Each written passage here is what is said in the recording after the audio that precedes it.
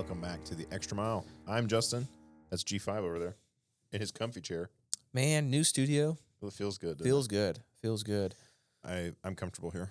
And I like that these, arms are on the chair, and this chair is nice.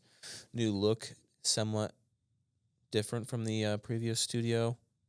Paint, empty bookshelves, and the coffee maker is a little further away from us. So this is nice. I have a book. Oh, and there's Caleb. Hey, Caleb. Oh, yeah. Yeah, Caleb. And then there's Caleb, where nothing's changed.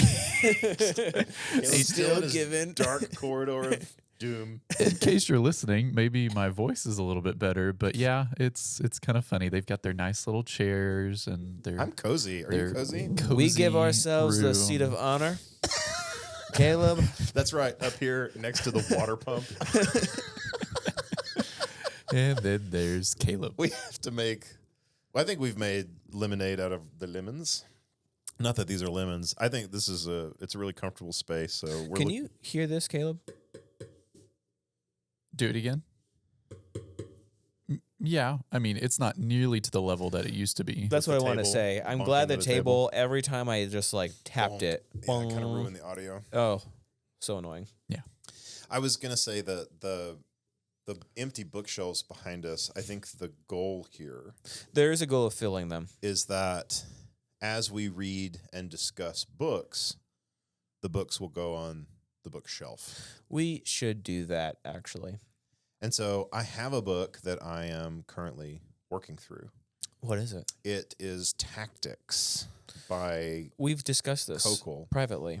I've only, whenever we were discussing, I'd only read like the first chapter or two. That's my favorite part of the book. So I started the book again. Yeah. And I'm working through it. And it's a fascinating method, I think, of what I think his thesis is, I feel, or what I'm taking from it is not controlling a conversation. It's not manipulating a conversation. It's not necessarily anything negative as much as it is just having the confidence of being able to have spiritual discussions. Yeah, with I like people that. I like that sentiment. who aren't necessarily of your same mind and faith. Yeah. And that's intimidating. I mean, especially because there's some people who make it their hobby to really hurt or really try to point out hypocrisy or just sort of foolishness in religious people. Well, it's easy to go on YouTube and see these professional debaters and be intimidated by them and then assume that everyone else, while you're waiting for your oil to be changed, is that person. Right. Mm-hmm. Well, but people have conviction, and so what his point, and I'm only halfway through the book still, but I am enjoying it. It's been a few years before I read it. And Since I've read it. His objective in having a conversation is to put a stone in someone's shoe. Right. I remember that. Yeah. I liked that idea. And that I do too. It's that you're not necessarily harvesting for the kingdom. Mm-hmm. Though Jesus says, look, the fields are ripe for harvest. We need people. We need workers. Yeah. His point in his book is that he doesn't feel that he's a harvester. He feels that he's a sower. So he's the one who is planting the seed. Yeah. Stone in the shoe concept, something for them to chew on and have gnaw at them. And so that's a decent objective. And then the fallback is if either of us in a conversation and exchange get angry, then I lose. Yeah.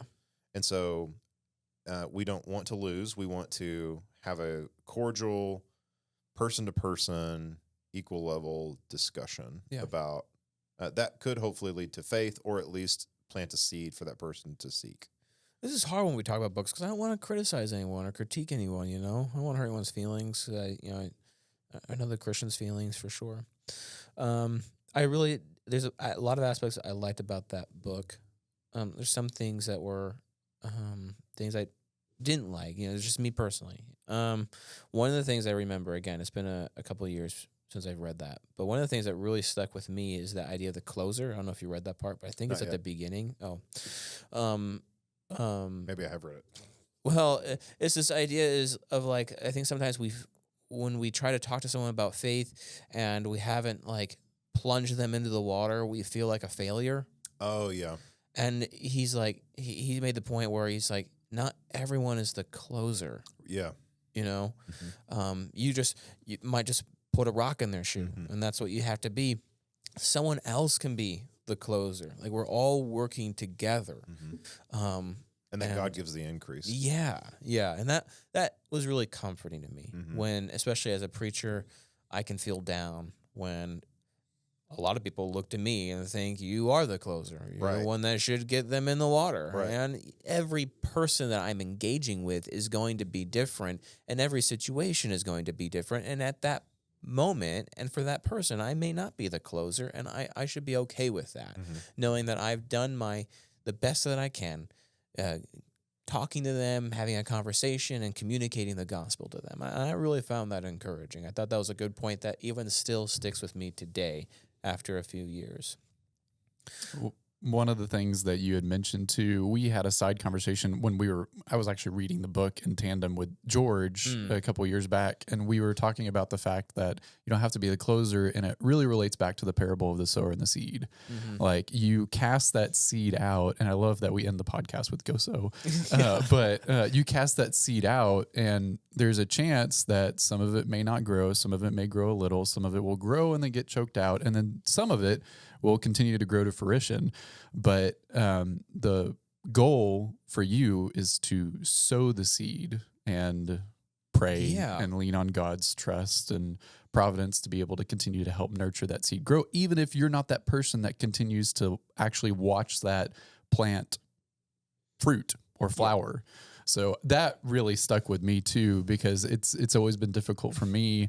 Like there was a goal for me at one point, one year in college, I wanted to baptize somebody, and that was my goal. And that was really not a great goal to have because sure, it's something good that if it happens, then there's, I mean, that would be a really nice and good thing. I'm not using very eloquent words right now, but the goal of actually just baptizing somebody, that's really not a good goal, because if it happens, it happens. And if you have the influence in that person's life, then that's great. But my goal should not have been to baptize somebody. It should have been to sow the seed, and hopefully at some point in that person's life, they are brought to Christ. But it didn't necessarily have to be me doing the actual baptism. Right. Yeah, exactly. And that's hard to realize sometimes, because your point, you probably grew up seeing everyone baptized, and like that's the end goal. Like that's the thing. And it is, but I'm just saying, you don't have to be the closer. Yeah. Yeah, that really stuck with me. I thought that was really good. That was my favorite point in the book. I was reflecting on some of his points, and basically he talks about the Columbo method, which is effectively asking questions, and very specific, tailored questions to sort of drive the conversation in a way that is fruitful, so that you're not just sort of overwhelmed. He gives a couple of like ripcord, like pull a ripcord and get out conversations, tactics. But the Columbo method is something that I was like, okay, I'm going to try it. And then I had a conversation with a friend who is, I believe, Episcopalian. Really? Here in town. And she came over to the house and was saying, oh, well, I literally started the conversation this way, just sort of, oh, we had a great sermon by our female, priest. Priest, yeah, sure. On Sunday, and it was just so edifying. I said, oh, that's great, and I was busy in the kitchen, and she goes, well, those Church of Christers, they really don't appreciate that. In hindsight, that was a perfect opportunity to just sort of start a conversation of like, well, why do you feel that way? And then like use Columbo method. But what I actually did was I was hurt that there was some vile, there was a little bit of poison in her comment. And it's like, I'm not hostile to you right now. And I'm being attacked. So in that way, I think I failed, just sort of in my own analysis of that conversation where I was just sort of shocked that, this person in my home would come at me, bro. But then I also was, in hindsight, then following what he says in the book. Like, let's say you find yourself in that situation, practice. What could you have said? And I do that all the time. It's just like a rehearsal. Okay, well, what's an opportunity to have a spiritual conversation that would be fruitful? Of like, well, why would we feel like, what made you feel that way to say that to me? Why?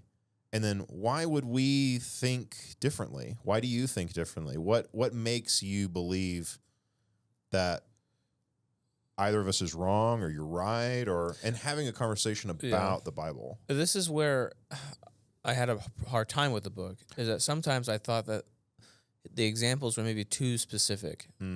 And like, if I didn't do it that way, I didn't do it right. And I appreciate the idea of the Columbo method and asking questions and being like Jesus, and in our conversations asking questions to get to a point.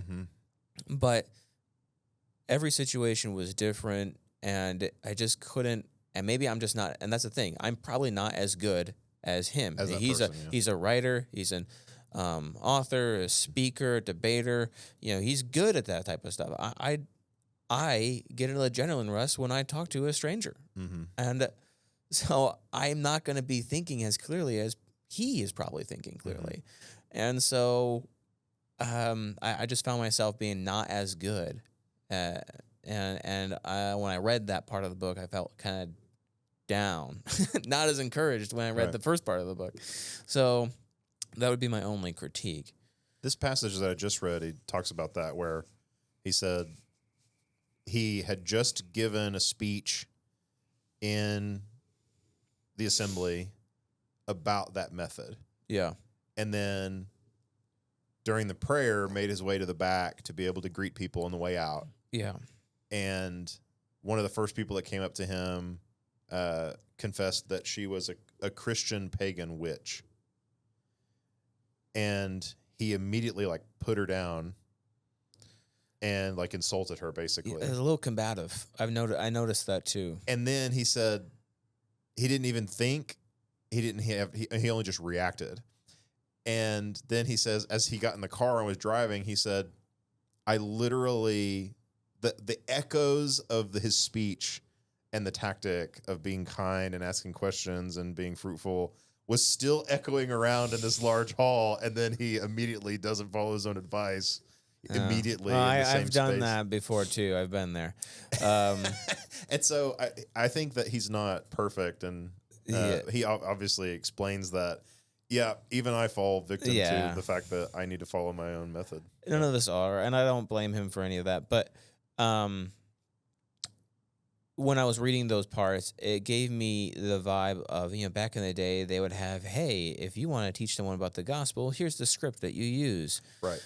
And that's kind of the vibe I got, when really every situation is going to be different. Yeah. And I don't know.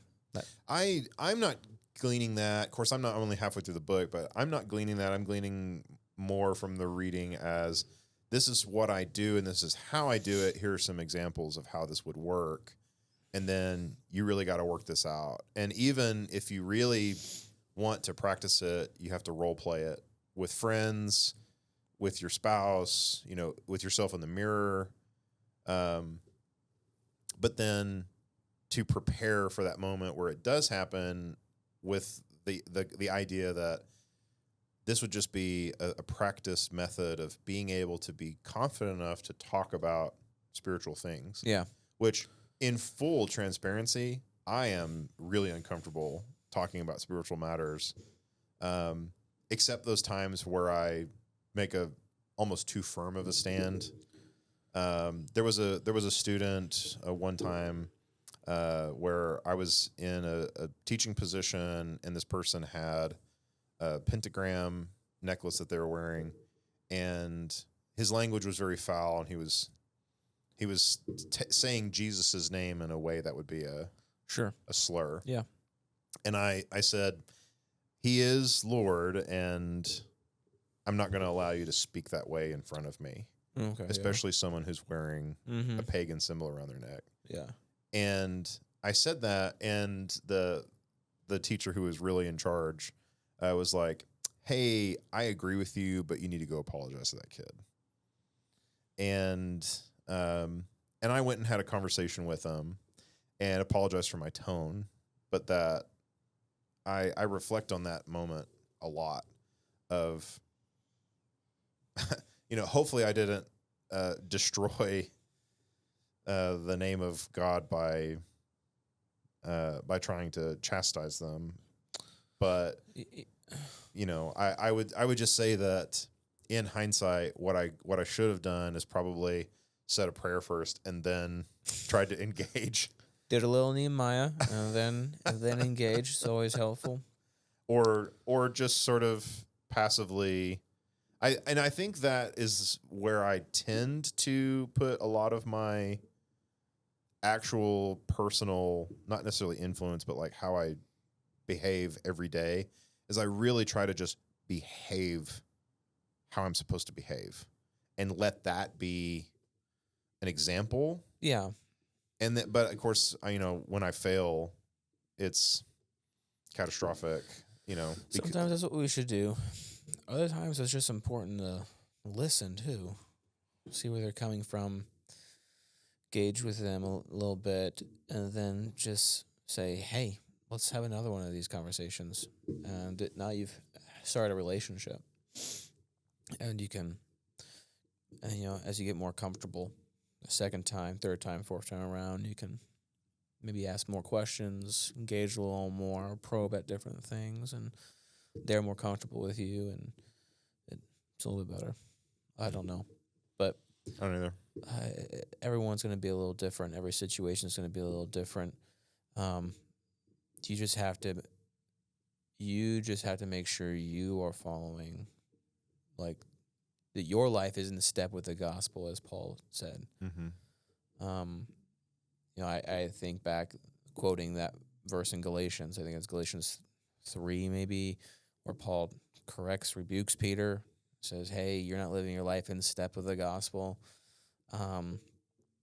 It's because he's, talking to Jews over here and then leaving the Gentiles out over there, and we got to make sure our own life is in check.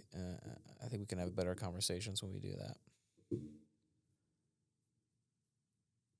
Yeah. I mean, and ultimately, that's kind of where I land, is like, well, I don't feel like I'm worthy to talk about the Bible, just from my own failures. But I know that that's not right. I know that we need to be stewards of the kingdom. Yeah. And reasoning and talking and learning. And again, everyone is going to be different. So your starting place for everyone is going to be different. And if you're talking with someone who I've had conversations with people who I'm like, okay, open up the Genesis chapter 1, and they open up to the preface and they say, is this it?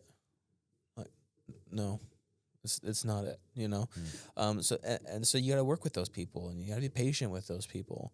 And then you have people who have just different ideas, and you got to be patient with those people. Jesus is the way, the truth, and the life. And sometimes we make hard, fast rules in places where people aren't ready to make hard, fast rules, if that makes sense.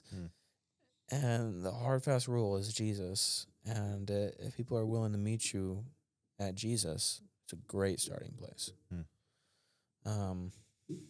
Everything else can flow from there. Because if we're willing to do what Jesus says, then we're willing to go the distance.